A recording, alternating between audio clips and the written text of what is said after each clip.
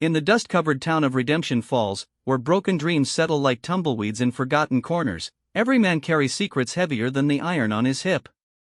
When a stranger rides into town with eyes that have seen too much death and hands that shake only when no one's looking, the townsfolk whisper the same question they've asked about every drifter before him: is this one any different? But, this time, it's not the town asking the question. It's Sarah McKenna, the woman who buried 3 husbands and learned that some wounds never heal, no matter how much time passes. As she watches this mysterious cowboy dismount his weary horse, she doesn't know that her simple question will uncover truths that will change everything she believes about love, redemption, and the price of second chances.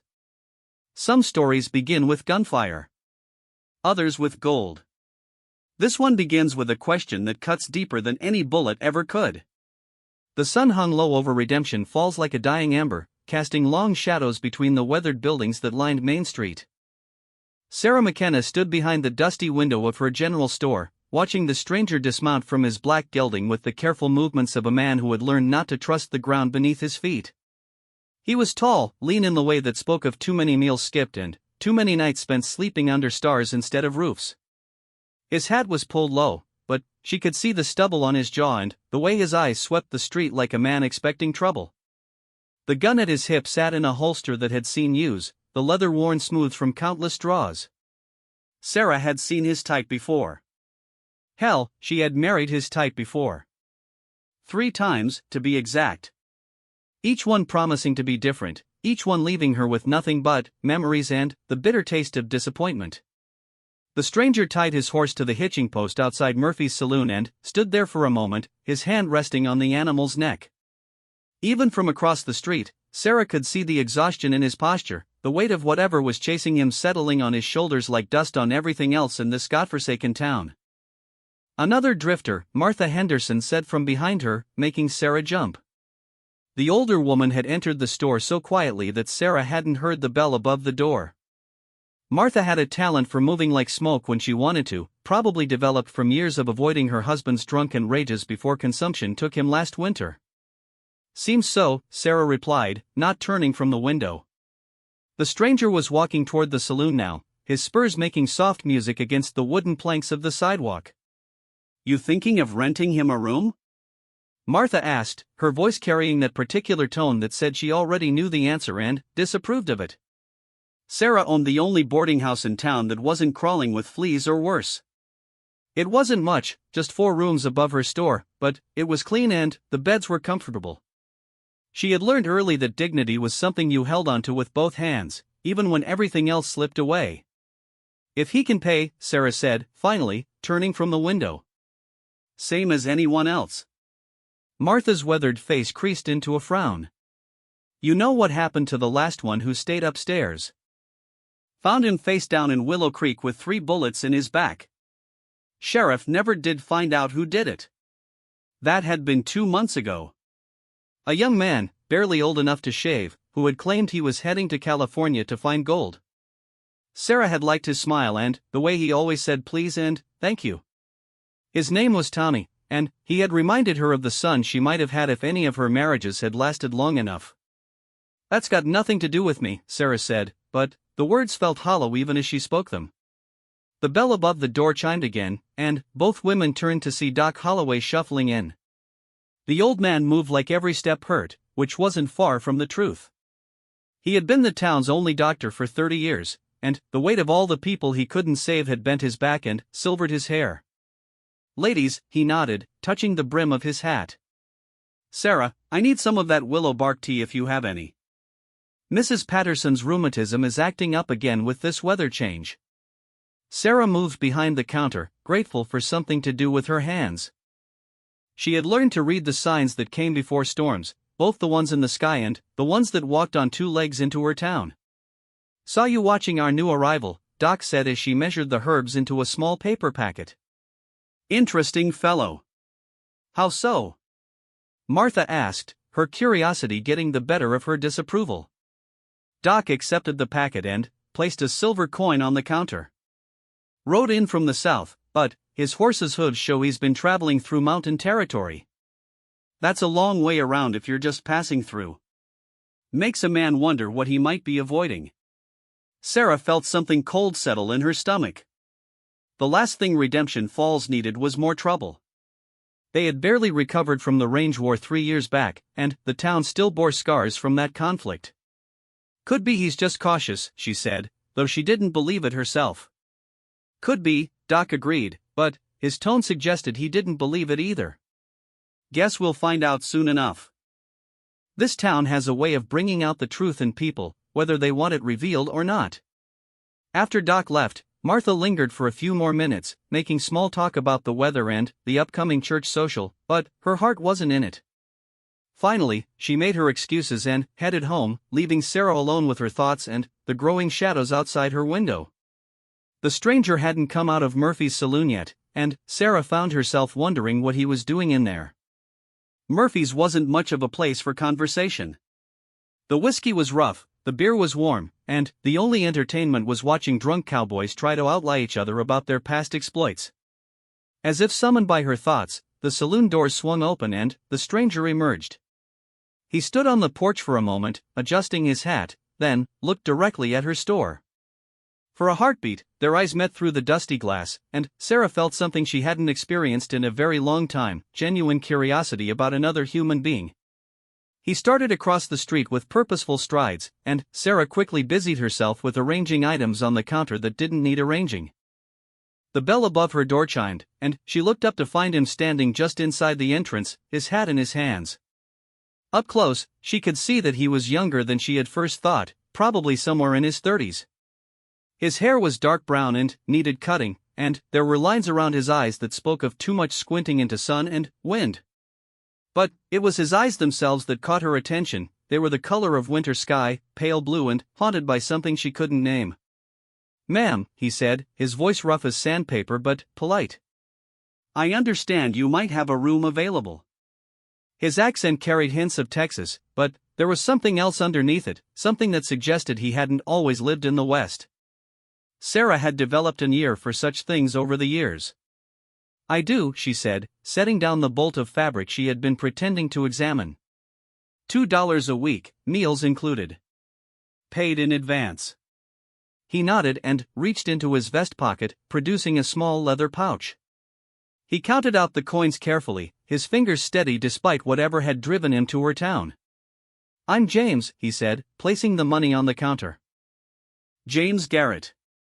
"Sarah McKenna," she replied, scooping up the coins. "I own this store and the boarding house upstairs. My rules are simple: no drinking in the rooms, no guests after 9 o'clock, and no trouble." "I don't expect there'll be any trouble," he said, and something in his tone made her look at him more carefully. "No?" she asked, and the question hung between them like smoke. "Are you any different?" The words were out before she could stop them, and she immediately regretted asking. It wasn't her business what had brought him here or what he was running from. But the question seemed to hit him like a physical blow. He stood very still for a moment, his pale eyes searching her face. "Different from what?" he asked quietly. "From all the others who've come through here," she said, committed now to the conversation she had started. "All the men with secrets and guns, looking for a place to hide from whatever's chasing them." James Garrett was quiet for a long time, his hat turning slowly in his hands. When he spoke, his voice was barely above a whisper. "I don't know, ma'am. I honestly don't know." There was something in his admission that cut through her defenses like a knife through silk. She had expected him to lie, to tell her he was different, that he wasn't like the others. Instead, he had given her the one answer she hadn't been prepared for: the truth. "Your room is at the top of the stairs, second door on the left," she said, reaching under the counter for a key. "Supper's at 6 if you want it." He took the key, their fingers brushing for just an instant. His hands were calloused but clean, and she noticed he wore no wedding ring. "Thank you," he said. "Mrs. McKenna." She watched him climb the narrow staircase that led to the boarding rooms, noting the way he favored his left leg and the careful way he held his right arm. Old injuries, she thought. The kind that came from violence and never quite healed properly. After he disappeared upstairs, Sarah stood in the growing dusk of her store and wondered what she had gotten herself into. Outside, the wind was picking up, rattling the windows and sending dust devils dancing down Main Street. Somewhere in the distance, thunder rumbled like a promise of the storm to come. She thought about James Garrett's eyes, the way they had looked when she asked her question. There had been pain there, and regret, but also something else. Something that might have been hope, if she was the type of woman to believe in such things anymore. But hope was a luxury she had learned to live without. Hope was what had gotten her married 3 times to men who had promised her the moon and delivered nothing but heartbreak and empty beds. Still, as she locked up the store and prepared her own simple supper, she found herself listening for sounds from the room above. There was nothing but silence, which somehow seemed more ominous than noise would have been. Later that evening, as she sat in her small parlor behind the store, darning socks by lamplight, she heard his footsteps on the stairs. Slow, careful steps that paused at her door for a moment before continuing out into the night. She set down her sewing and moved to the window, watching his silhouette move down Main Street toward the edge of town. He walked like a man carrying invisible weights, his head down, his hands deep in his pockets. At the end of the street, he stopped and looked back toward her store. The distance was too great for her to see his expression, but something about his posture suggested he was as conflicted about being in Redemption Falls as she was about having him there. Then, he turned and walked into the darkness beyond the town limits, leaving Sarah alone with her questions and the growing certainty that James Garrett was either going to save her or destroy her completely. She just couldn't tell which. 3 days passed before Sarah spoke to James Garrett again beyond simple pleasantries about the weather and mealtimes. He was quiet, almost ghostly in the way he moved through the boarding house, and she began to wonder if she had imagined the intensity of their first conversation. He took his meals alone, always arriving precisely at 6 for supper and 7 for breakfast, nodding politely to the other 2 boarders but never engaging in conversation. He paid for his coffee in exact change and never asked for seconds, even though Sarah could tell by the way his clothes hung on his frame that he could use the extra food. The other boarders were typical of the type that drifted through Redemption Falls, an old prospector named Pete who smelled permanently of tobacco and broken dreams, and a traveling salesman called Morrison who sold patent medicines and talked too much about nothing important. Both men had tried to draw James into their evening conversations, but he deflected their attempts with the skill of someone who had spent years avoiding unwanted attention. It was on Thursday morning that everything changed. Sarah was sweeping the front porch of her store when she heard shouting from down the street. A crowd was gathering near the bank, and she could see Sheriff Coleman's gray head bobbing above the cluster of townspeople. Her stomach tightened with familiar dread. In a town like Redemption Falls, crowds rarely gathered for good news. She set her broom aside and walked toward the commotion, her heart already racing. As she drew closer, she could make out individual voices in the chaos.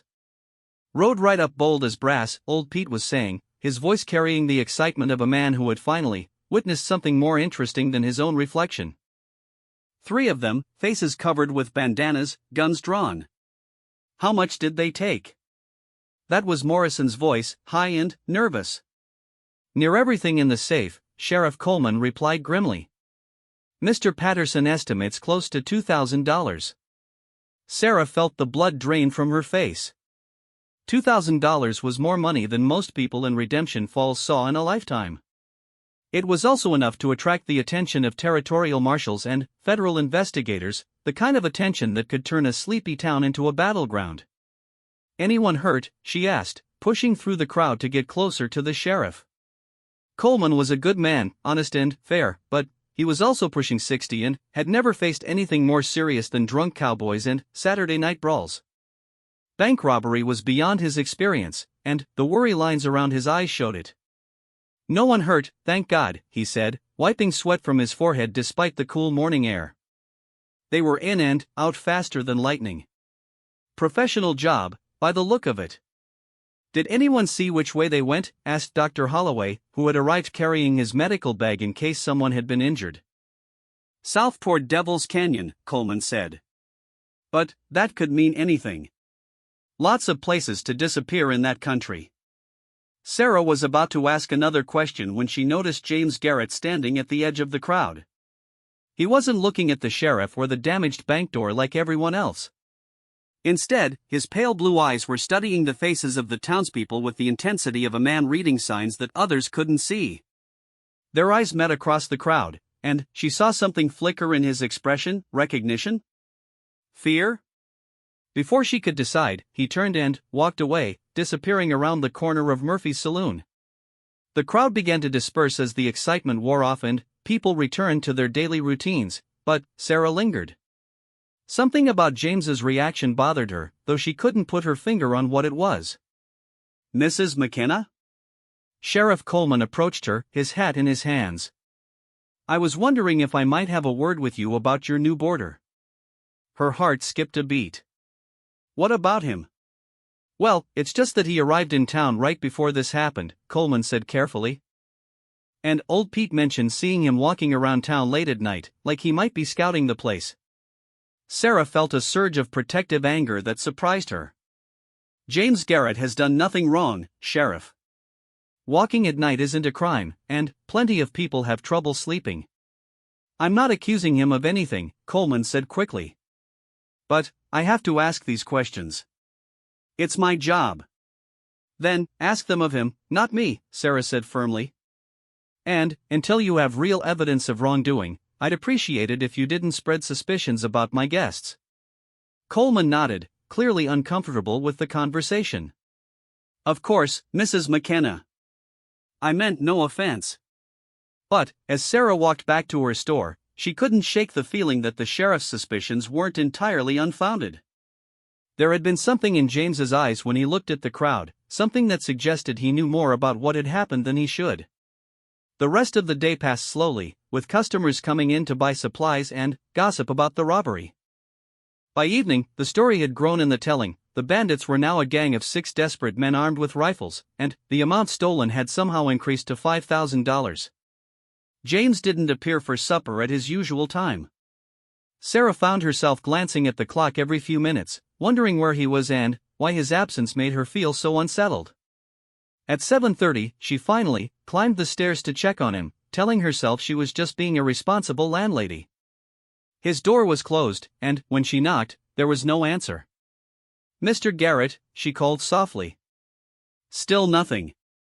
She tried the handle and found the door unlocked. The room was empty, his few possessions neatly arranged on the small table by the window. His saddlebags were gone, and when she looked out the window, she could see that his black gelding was no longer at the hitching post behind the building. A cold fear settled in her chest.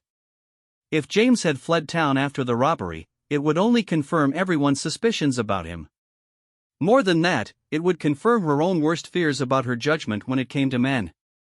She was about to leave when something caught her eye, a piece of paper tucked partially under his pillow. She hesitated for only a moment before retrieving it, her hands shaking slightly as she unfolded it. The letter was addressed to someone named Catherine, and it was written in the careful script of an educated man. "My dearest Catherine, I know you must think I'm a coward for leaving the way I did, but I couldn't bear to see the disappointment in your eyes when the truth came out. The money is gone, all of it, and there's no way I can make it right without destroying everything Father built. I've made mistakes that can't be undone, but I want you to know that everything I did because I loved you more than my own life. By the time you read this, I'll be far away, and you'll be free to find someone worthy of your heart. I'm sorry, my love. I'm so very sorry." Sarah read the letter twice, her mind racing. The formal language, the reference to father and lost money, this wasn't the letter of a common drifter or outlaw. This was the letter of a gentleman, someone from a wealthy family who had fallen from grace. But it was the date at the top of the letter that made her blood run cold. It was written 2 weeks ago, long before James had arrived in Redemption Falls. She folded the letter carefully and slipped it into her apron pocket, her heart pounding. Whatever James Garrett was running from, it wasn't the bank robbery. But that didn't necessarily make him innocent of other crimes. The sound of hoofbeats in the street below made her move to the window. James was returning, his black gelding moving at a steady walk down Main Street. Even in the dim light of the moon, she could see that his posture was different, straighter, more determined. She quickly left his room and hurried downstairs, reaching the kitchen just as she heard his boots on the back steps. When he entered through the rear door, she was standing at the stove, pretending to check on a pot of coffee. "Evening, Mrs. McKenna," he said quietly. "I apologize for missing supper." She turned to face him, studying his expression in the lamplight. His face was drawn with exhaustion, but there was something else there, a resolution that hadn't been present before. "I kept a plate warm for you," she said, gesturing toward the covered dish on the table. "That's very kind, but I'm not hungry," he said. Then, after a pause, "I heard about the bank robbery." "Where did you hear about it?" she asked, trying to keep her voice casual. "Murphy's saloon. People are talking." He moved to the window and looked out at the dark street, his hands clasped behind his back. In the silence that followed, Sarah could hear the distant sound of piano music from the saloon and the lonely whistle of the night train passing through. "They're saying it was professional work," she said finally. James nodded without turning around. "That's what I heard." "Sheriff Coleman thinks it might have been someone familiar with the town," she continued, watching his reaction carefully. "Someone who knew the bank's routines." This time, James did turn around, and she was struck again by the haunted quality of his pale blue eyes. "And what do you think, Mrs. McKenna?" The question hung between them like a challenge. Sarah felt the weight of the letter in her apron pocket and the certainty that this man was carrying secrets that could destroy him, and possibly her as well. "I think," she said slowly, "that everyone in this town is looking for someone to blame because they're scared. And scared people don't always think clearly." Something shifted in his expression, a subtle softening that made him look younger and infinitely more vulnerable. "That's a generous way of looking at it," he said. "I've learned that generosity is sometimes the only thing standing between civilization and chaos," she replied. "Especially in places like Redemption Falls." He was quiet for a long moment, his gaze moving from her face to the letter she hadn't realized she was unconsciously touching through her apron. "Mrs. McKenna," he said finally, "if I told you something in confidence, would you keep it to yourself?" Her mouth went dry. "That would depend on what it was." "I used to be a banker," he said, the words coming out in a rush as if he had been holding them back for a very long time. "Back in St. Louis. I managed investments for wealthy families, handled their money, made decisions that affected hundreds of people's lives." Sarah waited, sensing there was more to come. "I made a mistake," he continued, his voice barely above a whisper. "A terrible mistake that cost people everything they had. Not through malice or greed, but through arrogance and stupidity. Good people lost their homes, their businesses, their futures, because I thought I was smarter than I was." The pain in his voice was so raw that Sarah felt her own throat tighten with sympathy. "How many people?" she asked gently. 43 families, he said. "Including my own fiancés."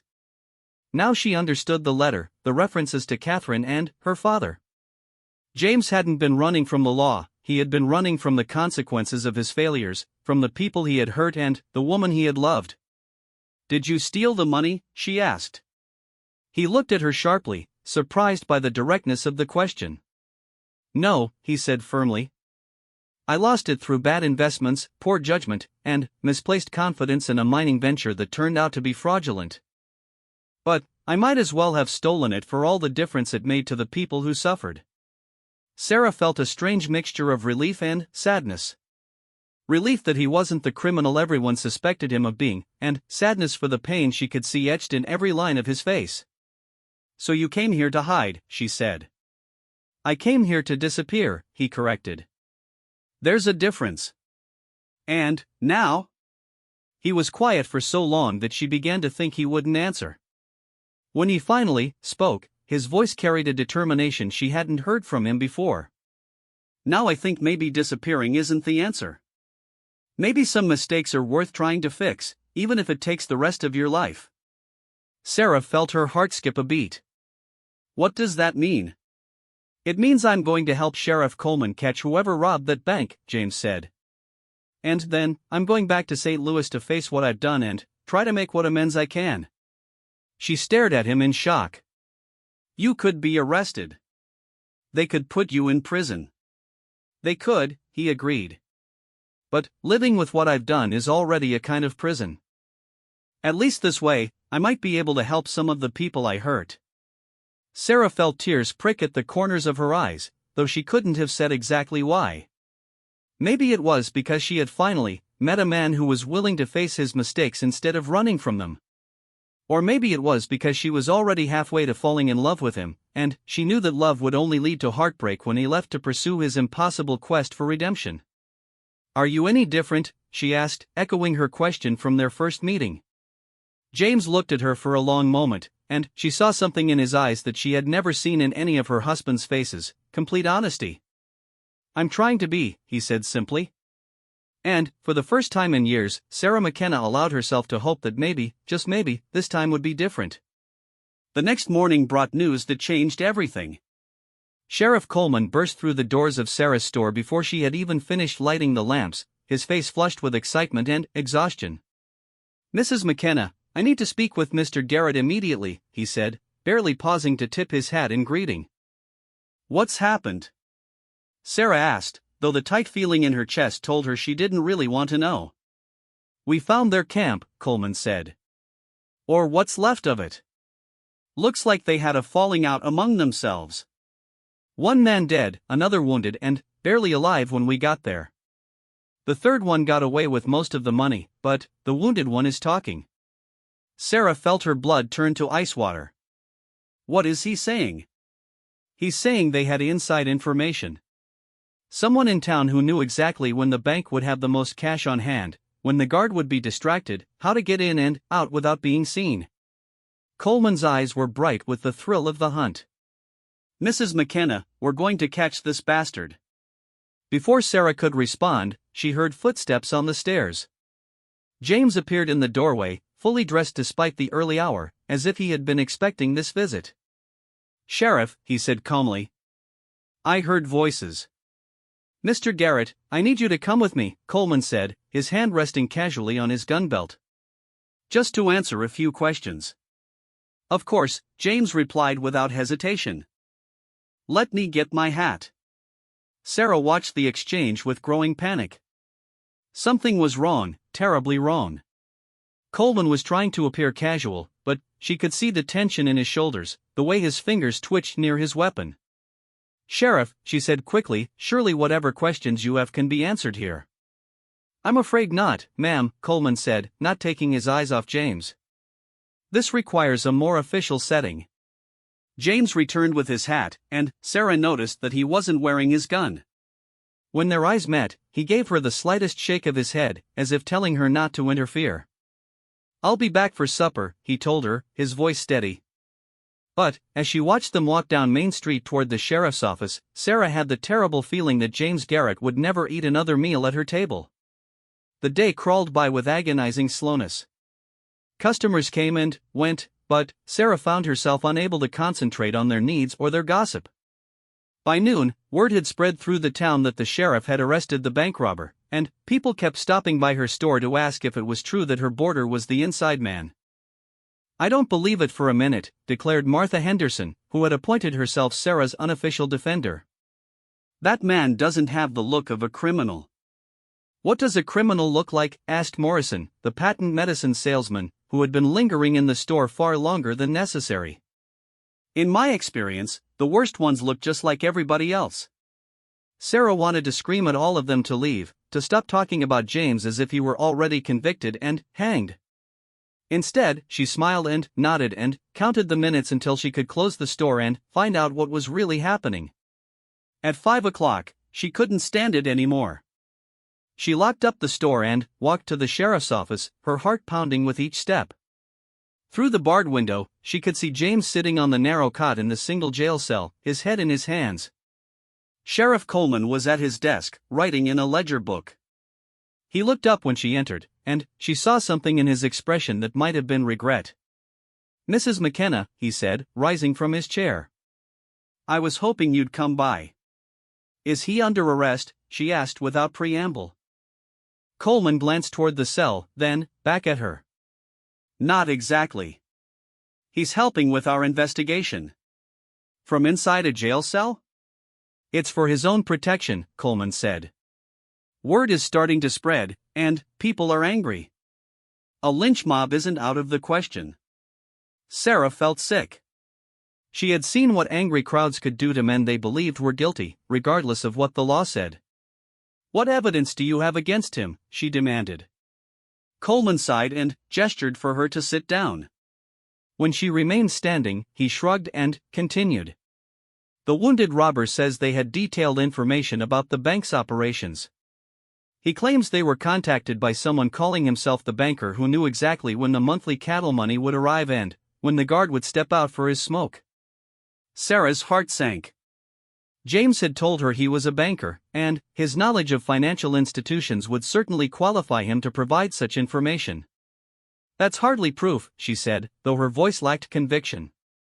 There's more, Coleman said gently. The robber described the man who approached them.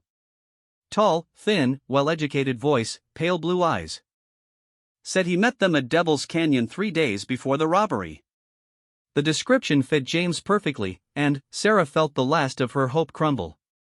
Mrs. McKenna, came James's voice from the cell. Could I speak with you for a moment? Coleman nodded his permission, and Sarah approached the bars with leaden feet.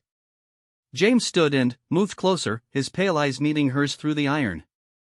I need you to know, he said quietly, that I didn't do this. I wasn't anywhere near Devil's Canyon 3 days ago, and I would never help criminals rob innocent people. Then, how do you explain the description? She asked, hating herself for the doubt in her voice. I can't, he admitted. But I can tell you that someone wants me blamed for this, and they've done a good job of setting me up. Who would want to frame you? James was quiet for a long moment, his gaze moving past her to the sheriff, who was pretending not to listen. Someone who knows about my past, he said finally. Someone who knows I'm already running from one mistake and figures I'll be blamed for another. Sarah felt a chill run down her spine. You think someone followed you here? I think, James said carefully, that my past has caught up with me in ways I didn't expect. Before Sarah could ask what he meant, the office door burst open and Dr. Holloway stumbled in, his medical bag clutched in one shaking hand. Sheriff, he gasped, you need to come quickly. The wounded robber, he's dying, and he wants to talk. Coleman grabbed his hat and headed for the door, pausing only to lock James's cell and pocket the key. Doc, is he coherent? Coleman asked as they prepared to leave. Coherent enough, Holloway replied grimly. But not for long. Whatever he has to say, he needs to say it now. After they left, Sarah found herself alone with James in the growing darkness of the jail. Oil lamps flickered on either side of the room, casting dancing shadows on the walls. Sarah, James said, gripping the bars with both hands, I need you to do something for me. What? I need you to go to my room and look through my saddlebags. There's a leather portfolio hidden in the bottom, letters, documents, things that prove who I really am. I already found one of your letters, Sarah admitted. The one to Catherine. James closed his eyes, pain flickering across his features. Then, you know I was telling you the truth about St. Louis. Yes, but, James, that doesn't prove you're innocent of this. No, but there's something else in that portfolio. Something that might explain who's really behind this robbery. Sarah felt her pulse quicken. What do you mean?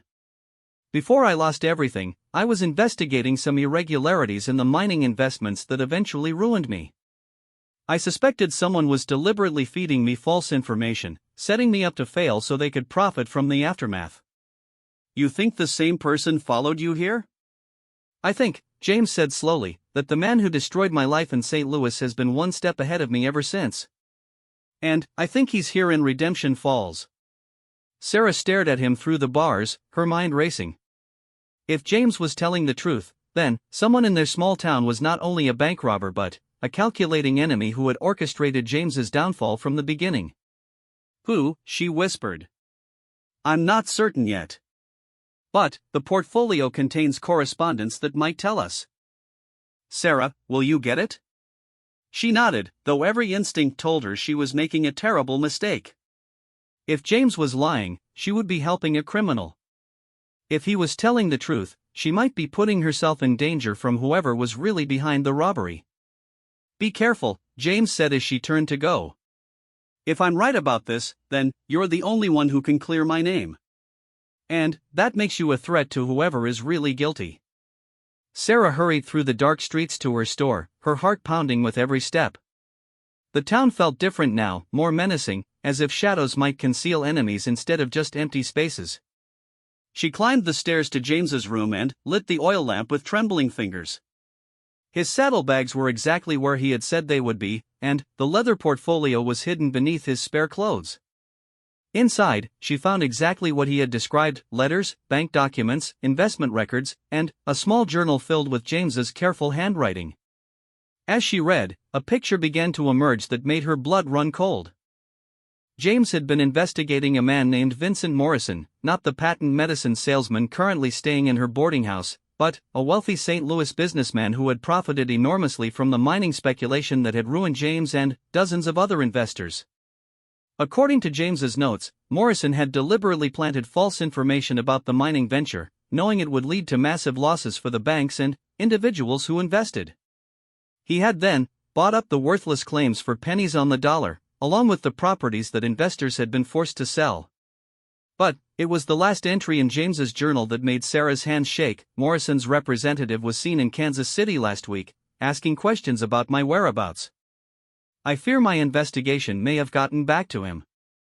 If anything happens to me, the evidence is in this portfolio. Vincent Morrison destroyed 43 families for profit, and he must be brought to justice. Sarah sat back on her heels, her mind reeling.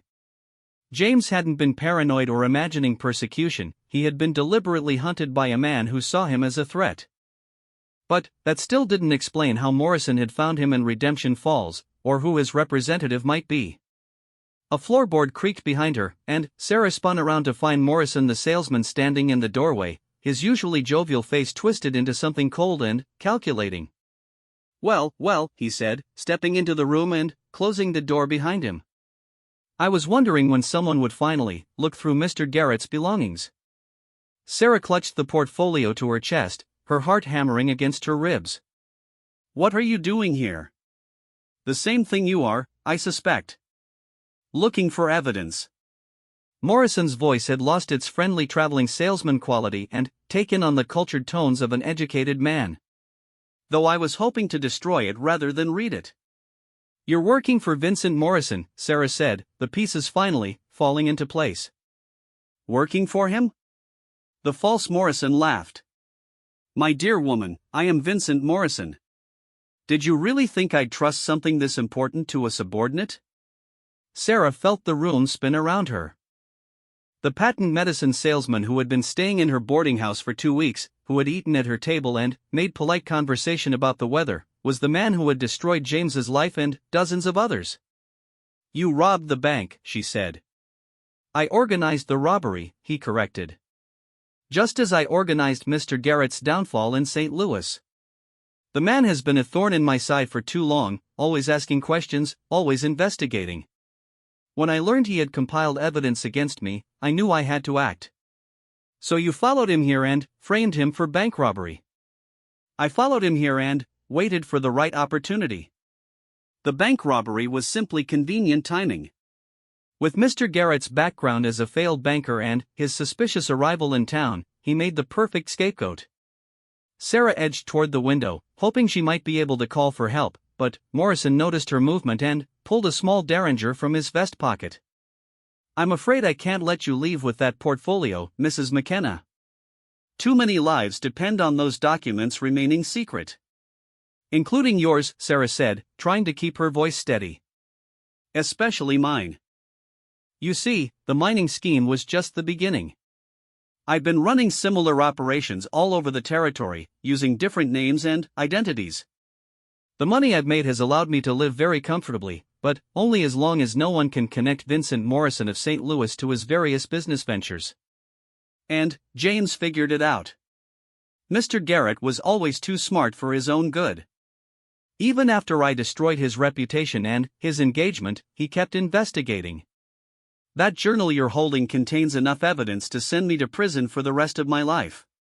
Sarah looked down at the leather portfolio in her hands, then back at the man pointing a gun at her chest.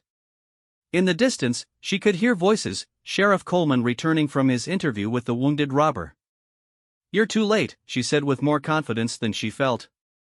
The robber has already told the sheriff everything. Morrison's smile was cold as winter wind. Actually, the robber died before he could say anything useful. A tragic loss, really. He might have been able to clear Mr. Garrett's name. Sarah felt her last hope crumble. If the robber was dead, then James had no way to prove his innocence, and she was the only person who knew the truth about Morrison's identity. "What are you going to do?" she asked. "I'm going to take that portfolio and leave town tonight. By morning, I'll be Vincent Morrison again, and the patent medicine salesman will have simply disappeared. Mr. Garrett will be tried and probably hanged for bank robbery, and I'll be free to continue my business elsewhere." "And me?" Morrison's expression didn't change, but something flickered in his eyes that told Sarah everything she needed to know about her chances of surviving this encounter. "You, my dear Mrs. McKenna, are going to have an unfortunate accident. Such a tragedy, falling down those steep stairs while trying to help a desperate criminal escape. The sheriff will find your broken body in the morning, along with evidence that Mr. Garrett killed you when you discovered his guilt." Sarah realized she had only one chance. Morrison was standing between her and the door, but the window behind her opened onto the roof of the store's back porch. If she could break the glass and call for help before he shot her, someone might hear and come running. "You know," she said, taking a small step backward toward the window, "James asked me a question when he first arrived in town." Morrison frowned, clearly not expecting conversation. "What question?" "He wanted to know if he was different from all the other men who had passed through here. All the ones with secrets and guns and guilt." "And what did you tell him?" Sarah smiled, though she felt like crying. "I told him I didn't know. But now I do." "And what's your answer?" "He's different because he's trying to make things right instead of making them worse. Because he came back to help catch you instead of running away." Sarah took another step backward, feeling the window frame against her shoulders. "He's different because he's not a coward like you." Morrison's face flushed with anger. "You stupid woman. Do you think your opinion of me matters? In 5 minutes, you'll be dead, and in 5 years, no one will even remember your name." "Maybe not," Sarah said. "But they'll remember his." She threw herself backward through the window, glass shattering around her as she hit the porch roof and rolled toward the edge. Morrison's derringer fired, the bullet splintering wood where her head had been a second before. "Help!" she screamed as loudly as she could. "Help me! Murder! The bank robber!" She heard Morrison cursing inside the room, then his heavy footsteps on the stairs as he ran for the street. Sarah slid off the porch roof and landed hard in the alley behind her store, pain shooting through her shoulder where she had hit the ground. But she was alive, and she still had the portfolio clutched against her chest. Voices were shouting in the street now, and she could see the flicker of lanterns as people responded to her calls for help. She struggled to her feet and stumbled toward the front of the building, blood streaming from cuts on her face and arms. Sheriff Coleman was the first to reach her, his gun drawn and his eyes wild with confusion. "Mrs. McKenna! What happened? Are you hurt?" "The bank robber," she gasped, holding up the portfolio. "It's not James. It's Morrison, the medicine man. His real name is Vincent Morrison, and he's been planning this for months." Coleman looked around the empty street. "Where is he?" "Gone, I think." "But, Sheriff, this portfolio contains proof of everything. James was investigating him in St. Louis, and Morrison followed him here to frame him for the robbery." More people were gathering now, including Dr. Holloway, who immediately began examining Sarah's injuries. As he cleaned the glass from her cuts, she told her story to the growing crowd, watching their expressions change from suspicion to amazement to anger. "We need to form a posse," declared one of the cowboys from the Circle M ranch. "Track this son of a bitch down before he gets away." "Already on it," Coleman said grimly. "But first, I need to let Mr. Garrett out of that cell and apologize for doubting him." As the crowd dispersed to organize the pursuit, Sarah allowed Dr. Holloway to help her back to her store. Her shoulder ached and her face stung from the glass cuts, but her heart felt lighter than it had in years. James Garrett was innocent, and soon everyone would know it. More than that, he had been willing to stay and help catch the real criminals even when running would have been safer. An hour later, as Dr. Holloway finished bandaging her wounds, James appeared in her kitchen doorway. Sheriff Coleman had released him and given him back his gun, and now he stood there looking at her with an expression of such profound gratitude that Sarah felt tears spring to her eyes. "Are you all right?" he asked, crossing the room in 3 quick strides. "I'll live," she said, managing a smile despite the pain in her shoulder. "Sarah," he said, taking her uninjured hand in both of his, "what you did tonight, risking your life to clear my name, I don't know how to thank you." "You don't need to thank me," she said. "I did it because it was the right thing to do. And because I believe in you." James was quiet for a long moment, his pale blue eyes studying her face in the lamplight. "Sarah," he said finally, "I meant what I said before. I'm going back to St. Louis to face what I've done and try to make amends. The evidence in that portfolio should be enough to convict Morrison and clear my name, but I still need to answer for my mistakes."